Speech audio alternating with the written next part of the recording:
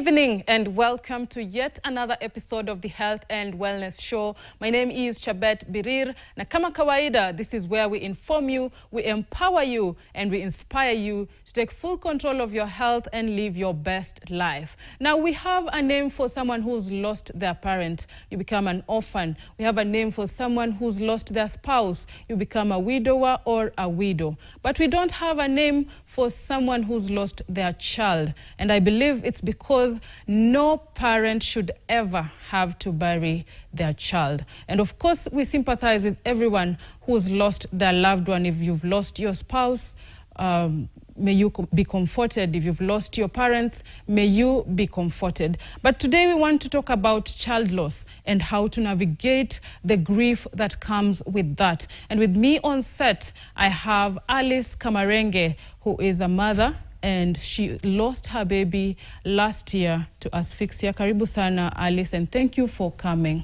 We also have Christine Miloyo, who also lost her baby in 2010 to asphyxia as well.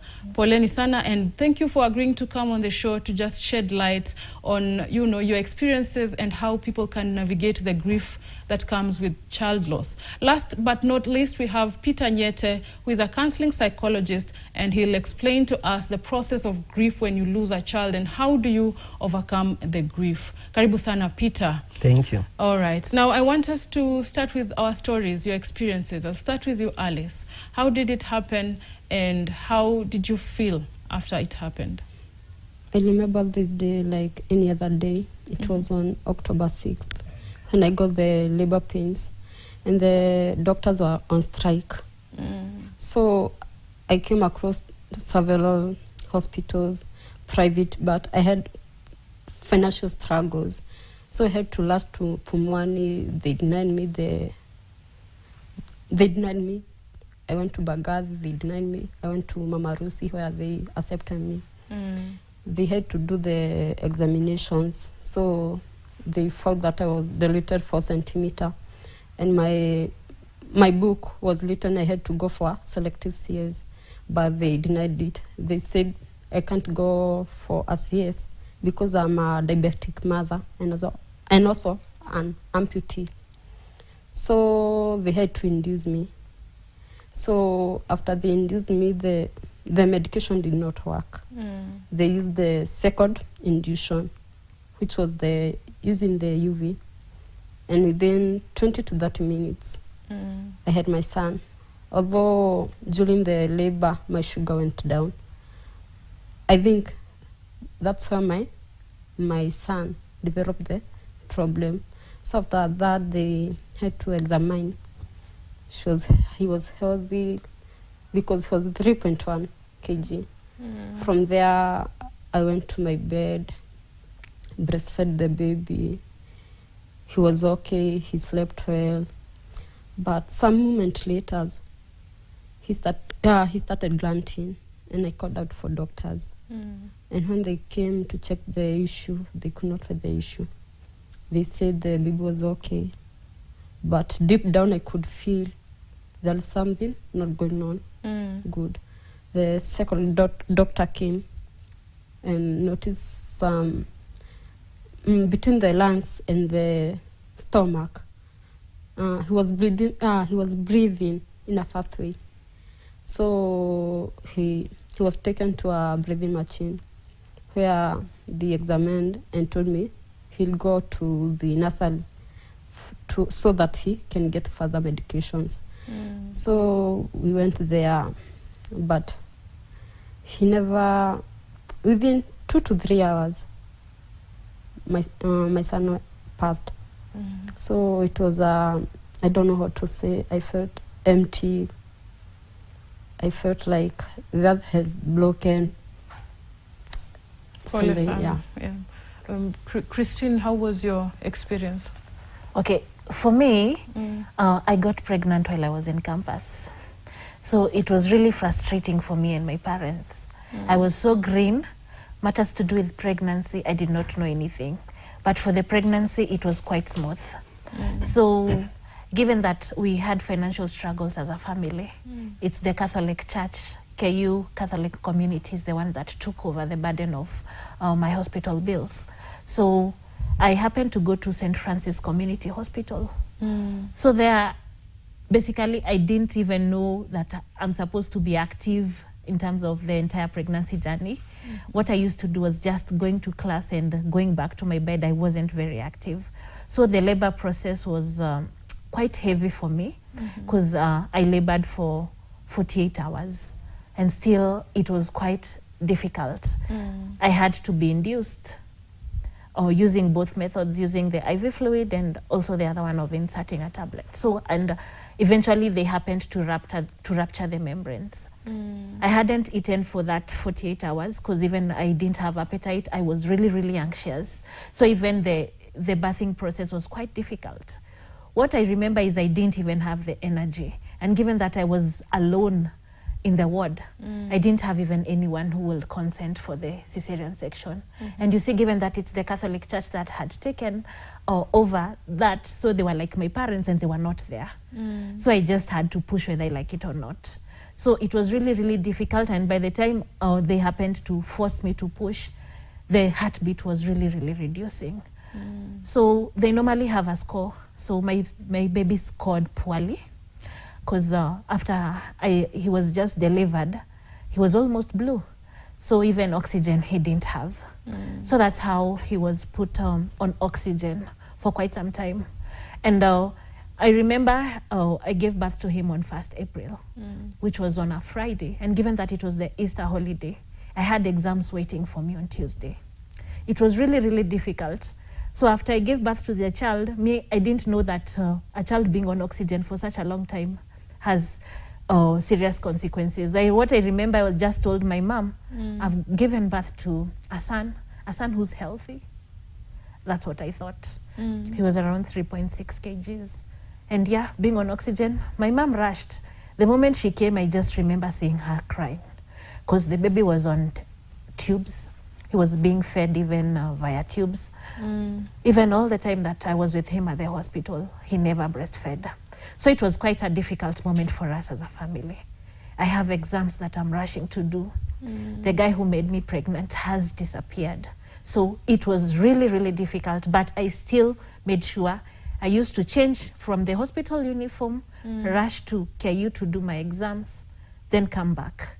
During that time, for the 2 weeks that I was in hospital, the exams took 1 week. It is my mom who was there with the child. And it was really, really difficult because I remember I just had a feeling that this baby won't make it. But we stayed in the hospital for 2 weeks. And now the 3 weeks when we were back home, because I remember even my sister who's a nurse, she came and told them, this oxygen yenye mnaekea mtoto hii mingi sana, it will spoil his brain. Me, I didn't even know the consequences. That's what she kept saying. And the baby kept twitching, which meant that even the brain was done. So the 3 weeks that we were at home, we were ever in and out of Kenyatta Hospital, from the pediatrician to the neurologist. Already, they had diagnosed he had severe cerebral palsy. So I remember mom had to go back to work. I was there with my son. I didn't even know much because even preparing his milk, what I remember was I just used to feed him. He used to cry once in a while. Even that putting your baby on your breast, it was quite difficult. So I remember just one day, I think he choked on the milk and that was it. By the time mom came, he found the body had started becoming cold. So we just rushed to KNH. And that is how he was pronounced dead. And it was quite devastating. Because for one, the other students had already gone for attachment. I had to stay back home to take care of the baby who was normal.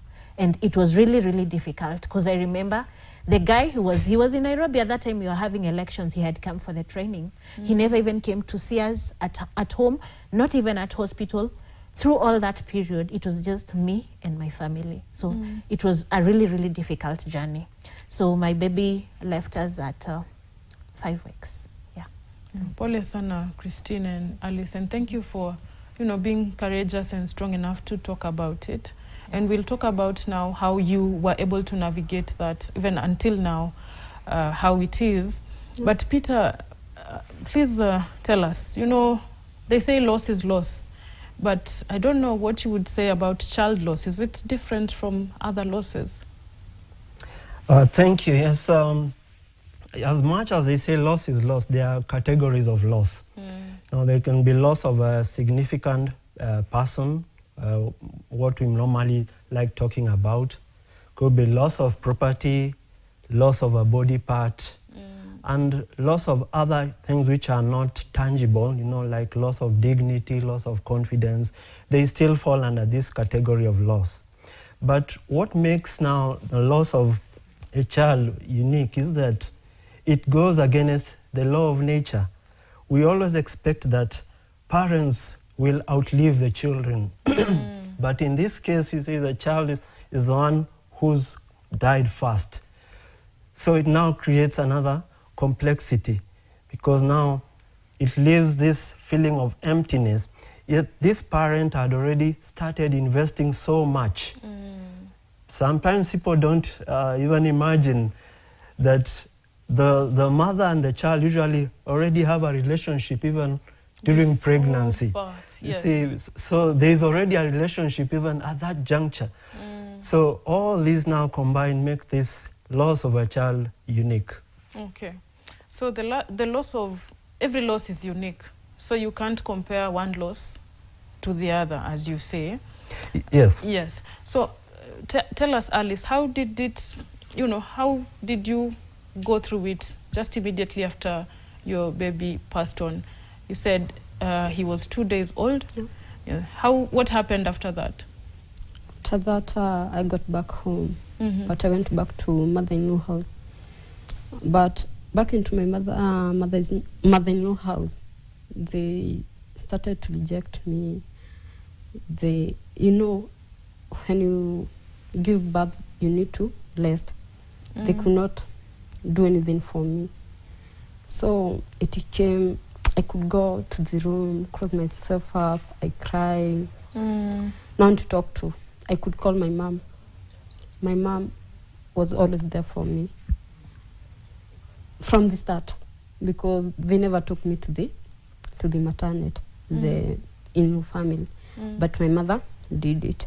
So it affected me mentally, physically. To understand, I could not control my diabetic. After like 2 months, I got diagnosed with something called DKA in diabetic. And it was something serious, because I had seen the end of my life. I could not manage the sugars.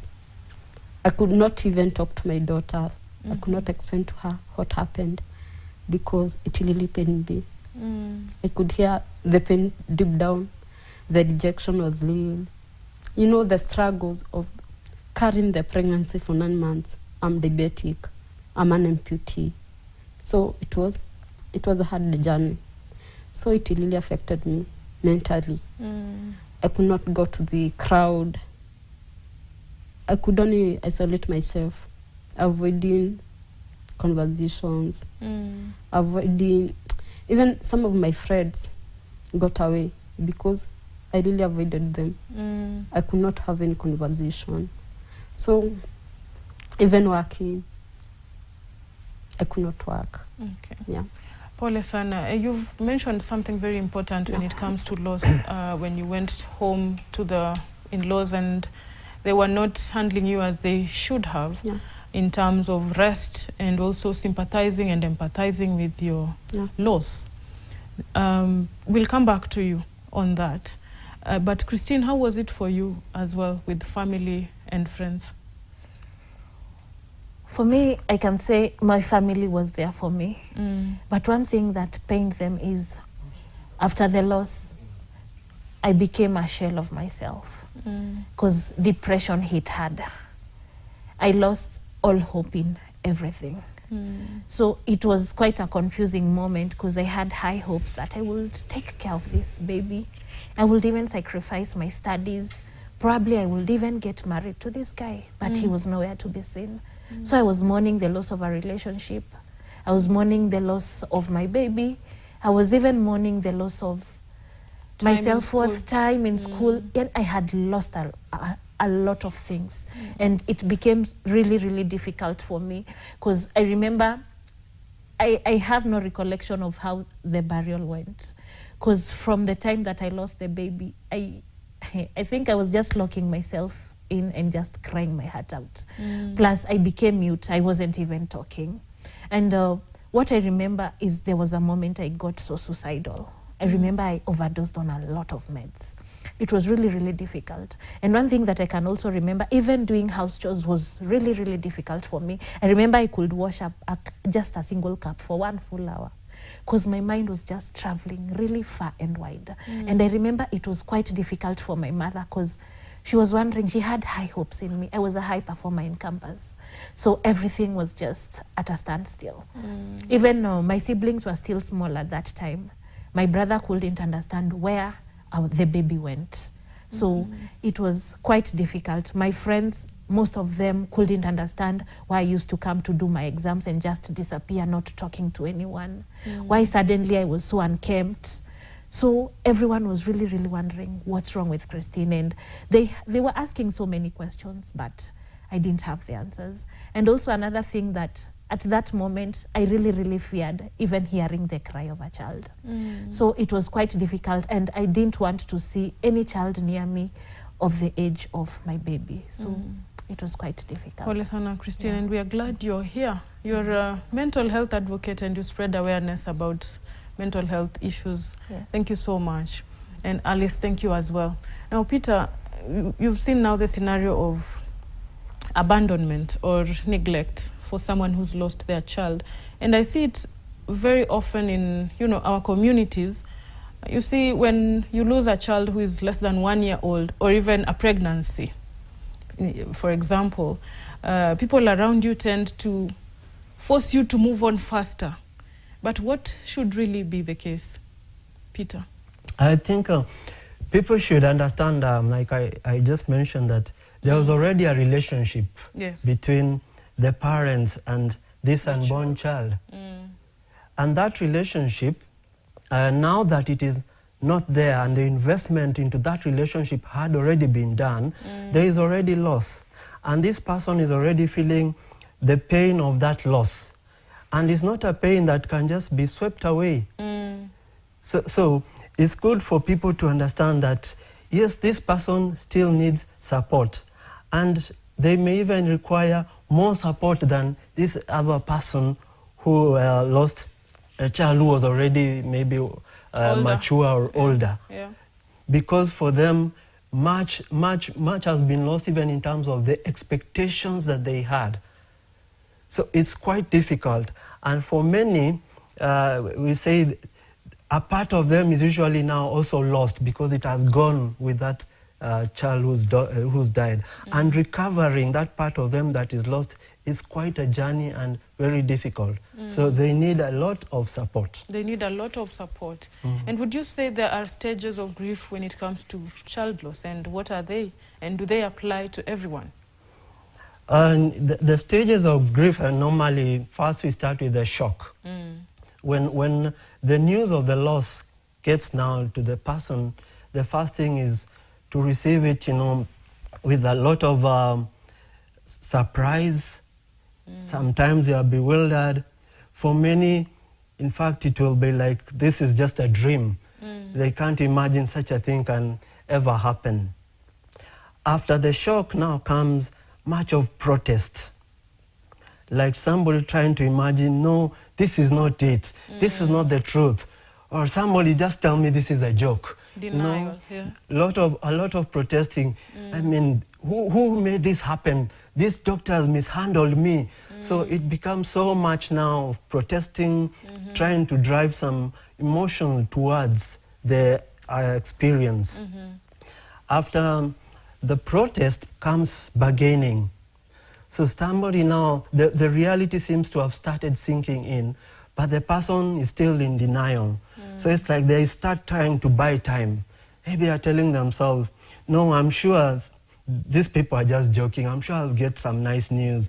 Or I can see some children, maybe they're in the nursery. I'm sure my child is among them. Or I'll wake up tomorrow morning and I'm sure God will have done something. Things will have changed. So there's a lot of bargaining or trying to buy time just to believe that this is true.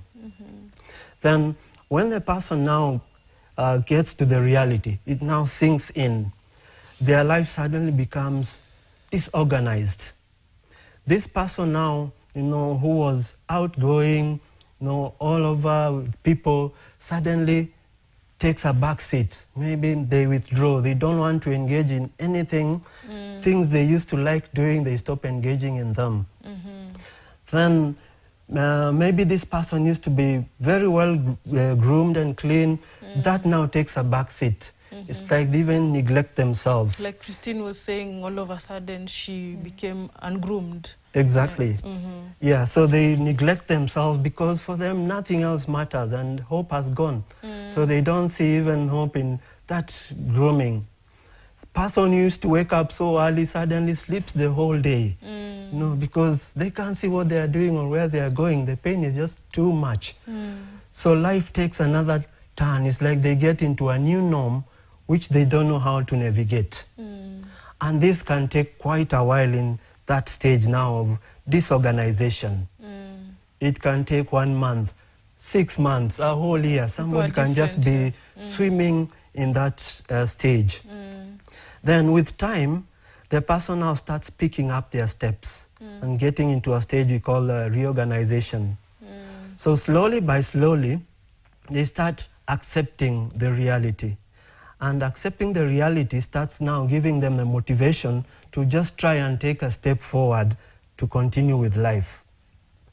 But the stages are not, like something that is fixed, that they have to happen same way, and once you get to this stage, you can never reverse. You can find yourself today at disorganization. Tomorrow you find you've gone back to protesting or bargaining. Yeah. Or one moment you feel like things are well, you are coping, you are healing. Then another moment you still find you've gone back again to protesting. Okay.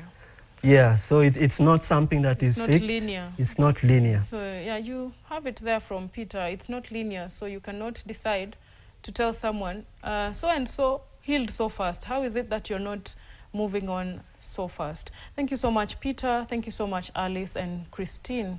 And we're going to take a very short break.